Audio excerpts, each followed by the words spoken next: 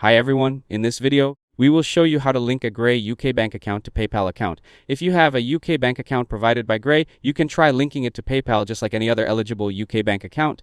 Before you begin, make sure your PayPal account is registered in the correct country, your Gray account details are accurate, and the name on both accounts matches to help avoid verification issues. Now let's get started. First, open the PayPal website and sign into your account. Now go to Wallet or Banks and Cards. Then click Link a new bank or Link Bank. After that, choose how you want to link your bank account. If available, select the option to link your bank instantly by signing into your bank account and following the on-screen instructions. If you don't want to sign into your bank, click Add Bank manually. Now enter your Gray UK bank account sort code and account number.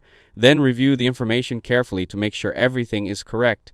After that, follow the on-screen instructions to complete the linking process. If you're using the PayPal Business app, tap More, now tap Settings. Then select Cards and Banks. After that, tap Link a card or bank account. Now choose Bank account and follow the instructions to link your Gray UK bank account. Finally, if PayPal asks you to confirm your bank account, complete the verification either by logging in to your bank instantly or by following the manual confirmation steps provided.